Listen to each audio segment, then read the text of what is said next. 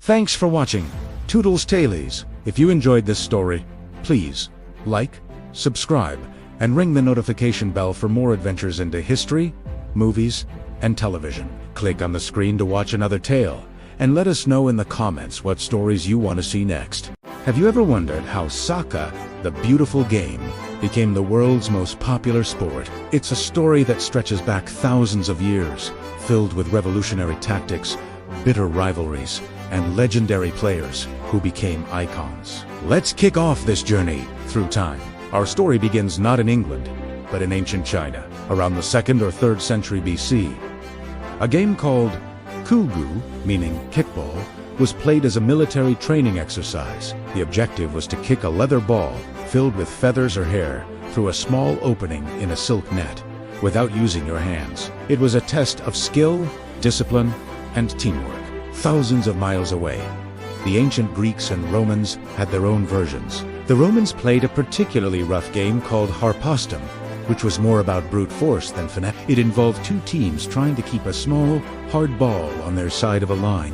It was so intense, it was often described as being more like a battle than a game. For centuries, various forms of football were played across Europe, often chaotic, lawless village-wide brawls with few rules. But the game we know today truly began to take shape in 19th century England. On October 26, 1863, representatives from several London clubs met at the Freemasons' Tavern to establish a single, unified set of rules. This meeting led to the formation of the Football Association, or the FA.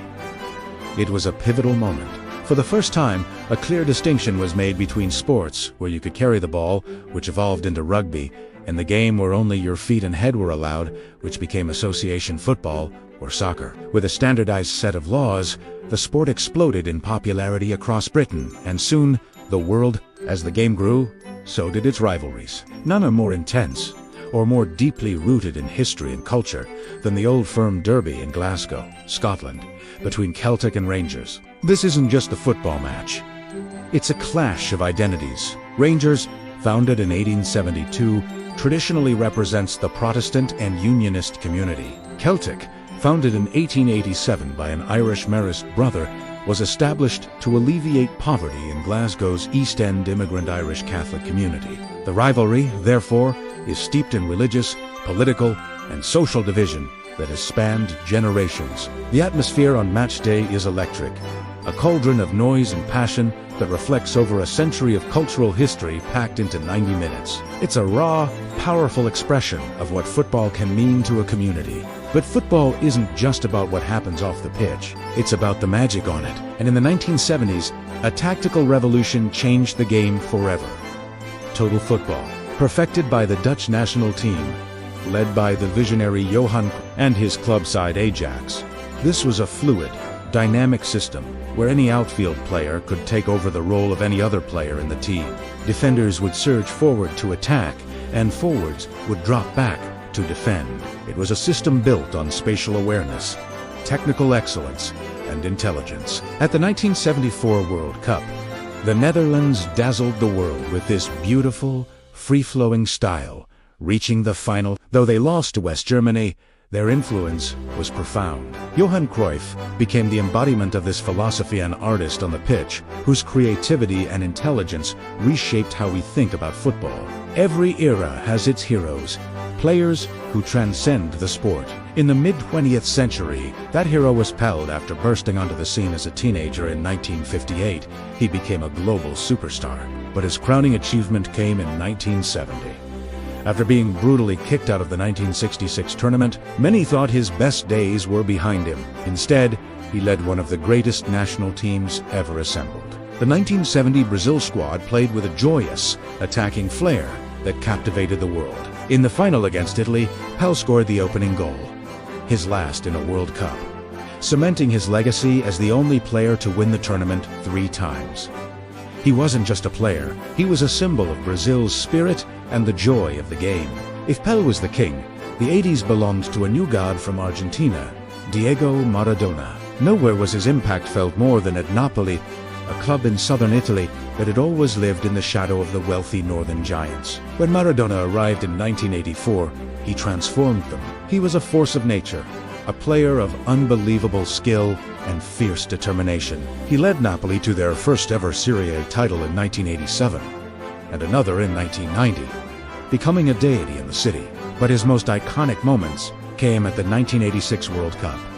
Against England, he scored two of the most famous goals in history. First, the infamous Hand of God, and just 4 minutes later, the goal of the century, where he dribbled past half the English team from his own half to score. It was a perfect display of his genius and his rebellious spirit, leading Argentina to glory. While some rivalries are cultural, others are born from industrial and sporting competition. The clash between Manchester United and Liverpool is a perfect example. This rivalry dates back to the Industrial Revolution, when the cities of Manchester and Liverpool were economic rivals. On the pitch, they became England's two most successful clubs. In the 70s and 80s, Liverpool dominated English and European football with their relentless pass and move style. Then, under Sir Alex Ferguson, Manchester United rose to knock them off their perch, dominating the 90s and 2000s. The battle for supremacy, for the title of England's greatest club, fuels an enduring and fiery animosity between the two red giants. This brings us to the modern era, an era defined by two players who have pushed each other to unimaginable heights, Lionel Messi and Cristiano Ronaldo. For over a decade, they engaged in a relentless battle for supremacy. Ronaldo, the powerhouse athlete, a product of relentless hard work, with a thunderous shot and incredible aerial ability. Messi, the quiet magician, a player of innate, seemingly effortless genius, whose low center of gravity and sublime dribbling skills are unlike anything we've ever seen. Playing for arch-rivals Real Madrid and Barcelona, they shattered every goal-scoring record imaginable, winning Ballon d'Or after Ballon d'Or. Their rivalry wasn't one of animosity, but of mutual motivation, each driving the other to become a better version of themselves, giving us an unforgettable golden age of football. From the ancient fields of China to the roaring stadiums of today, soccer's journey is a reflection of our own. History, a story of community, innovation, passion, and the eternal quest for greatness. It's more than just a game. It's a global language that connects us all.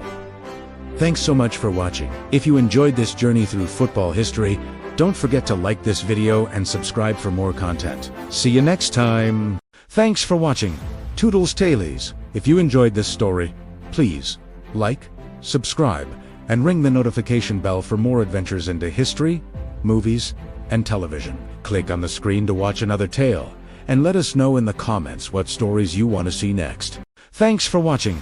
Toodles Tailies. If you enjoyed this story, please like, subscribe, and ring the notification bell for more adventures into history, movies, and television. Click on the screen to watch another tale, and let us know in the comments what stories you want to see next.